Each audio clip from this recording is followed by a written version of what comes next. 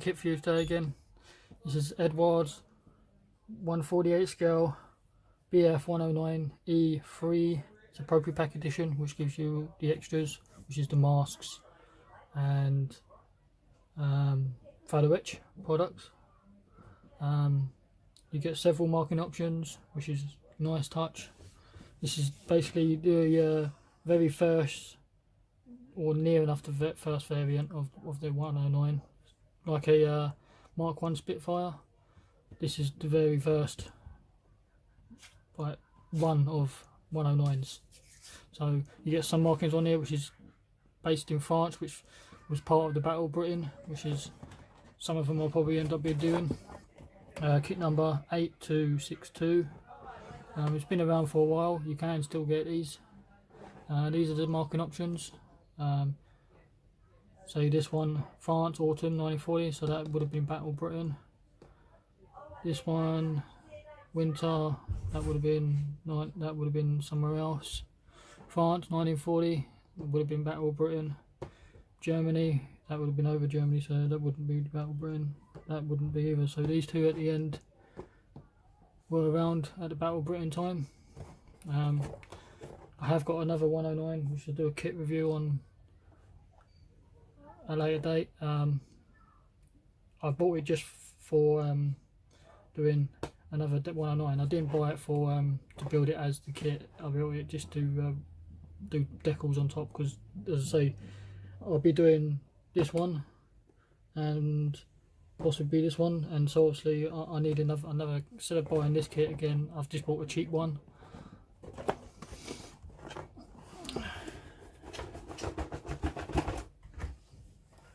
I'll be using the decals out of this kit on the cheaper version.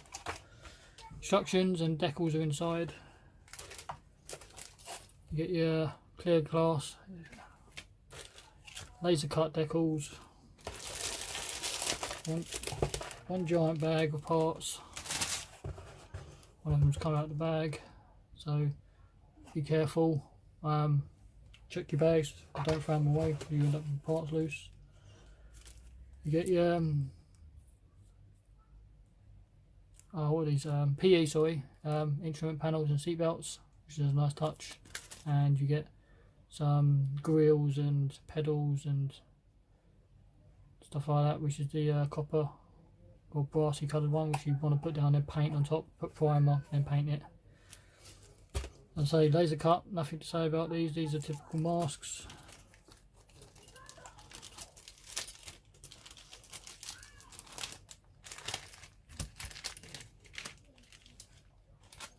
Your clear parts, Eduard clear parts are really good.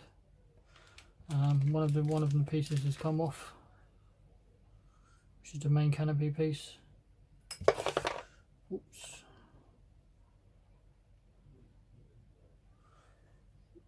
The main canopy piece, which is still in really good condition.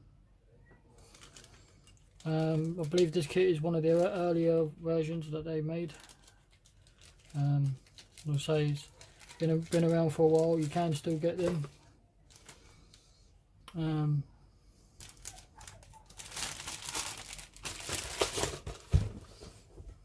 move the camera, guys. All the information about the 109 in English. If you wish to read it, pause the video.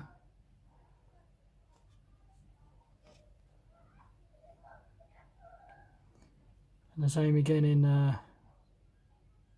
different language.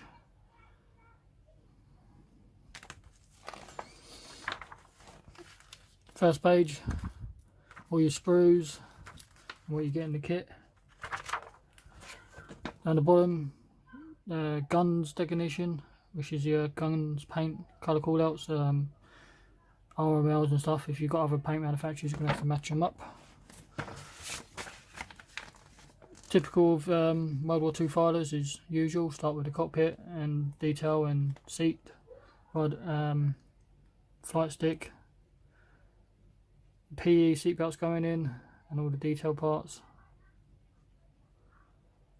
So working on the cockpit as usual. This one is a nice touch. You do get an engine And say the top bit is the instrument panel, and say you get a nice engine, so you could display a nice engine. I might do that actually, have the engine showing, a little bit of wiring and stuff, detail it up a little bit, so it'd be nicely. Note, if you've got the engine open, you're going to be using these pieces here, so like that, and if you're not, you won't be needing these supports because of the cowling doesn't fit over the engine properly if those struts are in the way, because the struts are in the way, so just be careful. This showing you with the engine open and the gun showing. It tells you down the bottom what parts are not used and what parts are used. Wings and wheel wells, the radiators, flaps,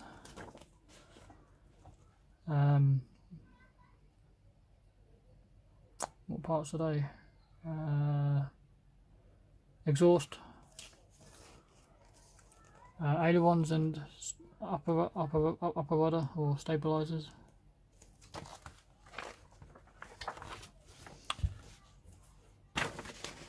Wheels and landing gear in the down position, making sure it's all square. This is what I was on about. If you're having the engine cowling on, you don't need those supports, you just put the engine cowling over the top. I don't see the point of having the engine cowling on if you're gonna show if you've got an engine inside either. It's pointless. Working with the canopy, propeller, spinner, prop, having it open or closed, the canopy, entirely up to you.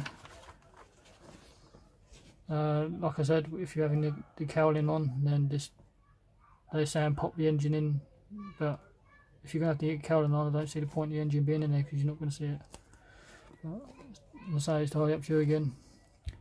Where your canopy masks go in what position. This is your first marking option. France, August 1940. This is one of them I'll be doing. White 15, it is known as.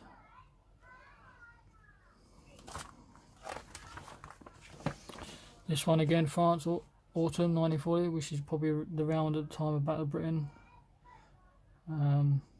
This is known as Yellow 1.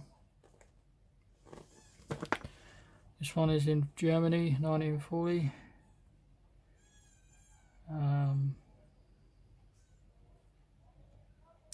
Hasn't really got a name for it. Bit plain and boring, that one, but unfortunately some of them are like that. It's all to do with getting them out as quickly as possible, so the colours don't really matter so much, I don't think. This one's in Germany, May 1940, known as White 7.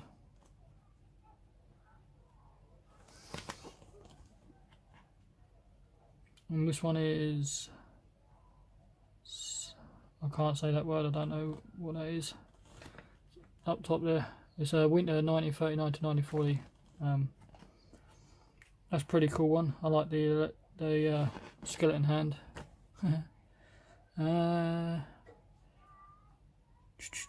Is it camouflage or done?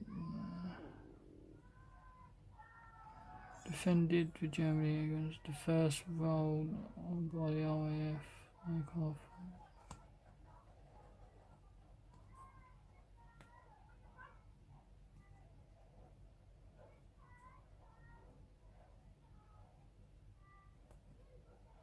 Yeah, so this was defending Germany by the looks of things against the RAF. That one's alright. Still a little bit plain, but and then you get your stencil data.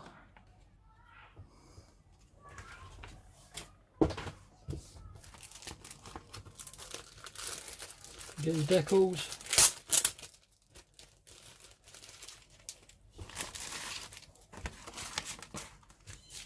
So you get your stencil data on this little sheet. Looks like you can do two planes out of it.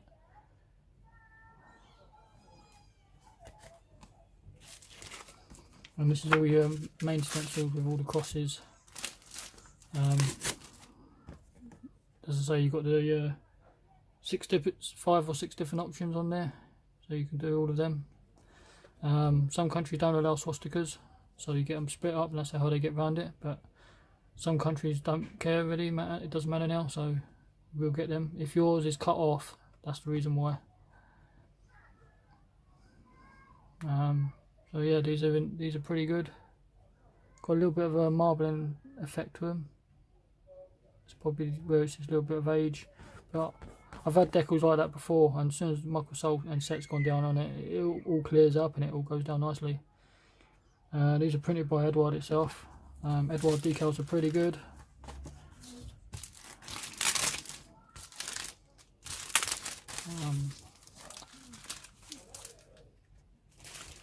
So you get one giant bag of plastic.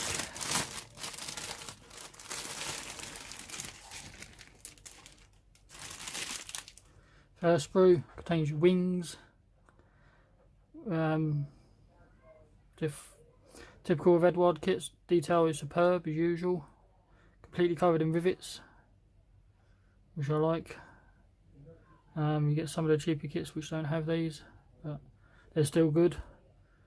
But I believe Eduard is one of the best out there, in my opinion. Yeah, it's the detail what you get for the kit for value for money. I think they're superb. Fuselage halves, focus.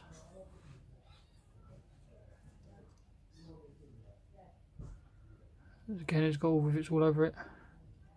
Engine cowling.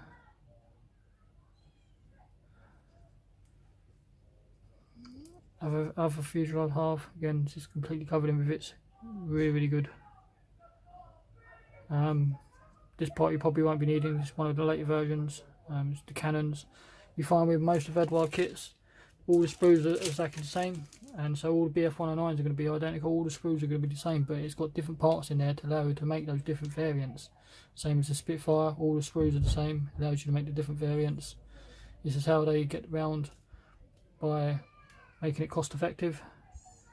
So technically I don't have to make a 109E out of this. I can make a G6 whatever, because of the parts of the different variant, if you know what I mean. Wheel arches, flaps, wings, all the fine detail parts, wheels, the inner parts of the wheels. This is fine detail parts, more flaps. These bits on the front of the wings, I believe they're like air brakes. Wheel covers. There's your 2 machine guns, nicely detailed even for plastic. But you can go all out if you wish with Eduard and getting resin and all sorts of stuff. It's entirely up to you how you want to do these. I like about Eduard as well, they have one-piece wheels, so you don't get a seam line and you don't lose the tread when you come to sanding it out. Propeller or spinner. Drop tank. There's part of the engine block, so a little bit of wiring here and there and it'd be perfectly fine. There's the other half. There's the support strut for the engine. There's the front part of the engine, back part of the engine, the other half of the drop tank, inside your cockpit. More cockpit detail. There's, I'm not sure what that is. There's part of the spinner as well. 2 top of nose cones. One of them's got the cannon inside it and one doesn't. Engine detail, which is the what looks like a turbo. Unlike the Spitfire had a carburetor, and these were done with turbos, so the Spitfire couldn't really go into a dive so much because it would choke up.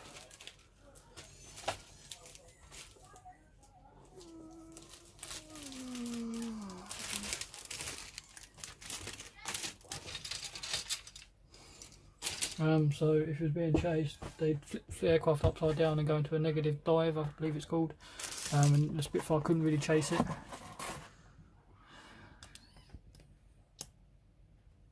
So there you go guys, there's Eduard's BF109 E3, one of the early production models of the aircraft, around by the Battle of Britain area, 1940s. It's the 1/48 scale ProfiPACK edition. Hailers, and I'll catch you next time.